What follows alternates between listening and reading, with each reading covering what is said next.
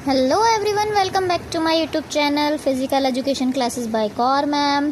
तो BPEd and MPEd की entrance class 9 में आपका बहुत बहुत स्वागत है। तो गाइस, जैसा कि आपने मेरी वीडियो में देख ही लिया होगा कि महात्मा गांधी काशी विद्यापीठ का जो एंट्रेंस एग्ज़ाम है वो 29 जून और 30 जून को रखा गया है।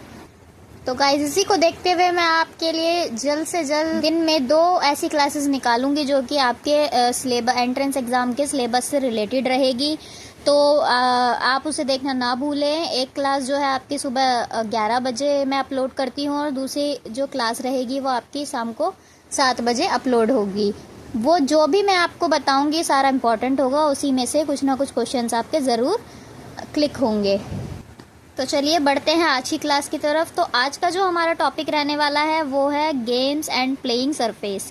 जो हमारे गेम्स होते हैं, जैसे हमारे अलग अलग स्पोर्ट्स हैं, उनका क्या सरफेस रहता है, एरिया क्या रहता है खेलने का, किस चीज़ पे वो खेलते हैं। जैसे कि एग्जांपल के लिए फील्ड हो जाता है, पिच हो जाती है, कोर्ट हो जाता है, या ग्रासी है, क्या चीज़ है। तो आपको ये पता होना चाहिए। ये क्वेश्चन ज़रूर पूछा जाता है, किसी भी गेम को दे देगा आपके एग्ज़ाम में और पूछेगा कि इसका प्लेइंग एरिया या प्लेइंग सरफेस कैसा रहता है।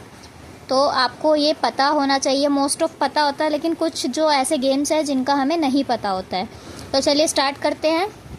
तो गाइस, सबसे पहला जो गेम रहने वाला है वो है आपका हॉकी। तो जो हॉकी का प्लेइंग सरफेस होता है उसे फील्ड कहा जाता है। फुटबॉल का जो प्लेइंग सरफेस होता है उसे भी फील्ड कहा जाता है। फिर आ जाता है क्रिकेट और रग्बी। क्रिकेट और रग्बी का जो प्लेइंग सरफेस है उसे फील्ड भी कहते हैं, पिच भी कहते हैं। जो क्रिकेट का प्लेइंग एरिया होता है उसे फील्ड कहा जाता है, और वहाँ पे एक पिच होती है जिस पे आप बैटिंग बॉलिंग ये सब करते हैं।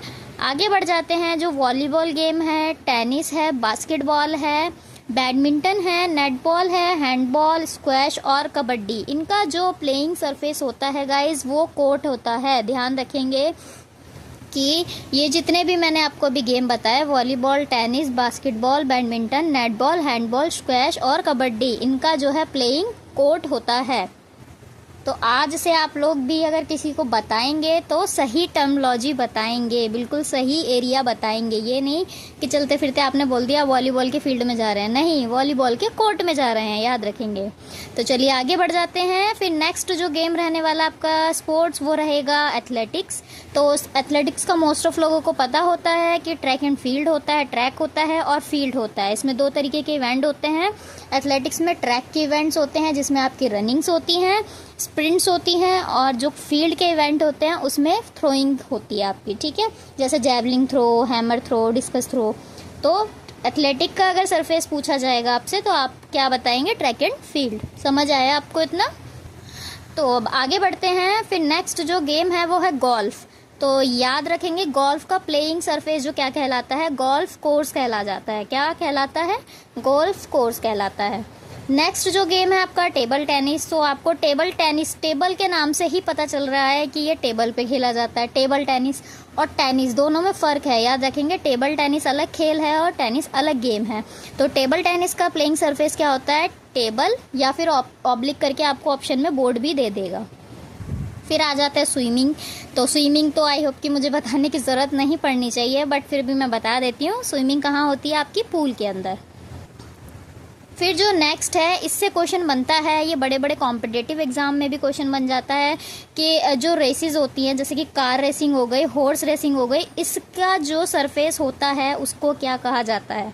तो गाइज याद रखेंगे, उसके सरफेस को, प्लेइंग एरिया को ट्रैक कहा जाता है। क्या कहा जाता है? ट्रैक।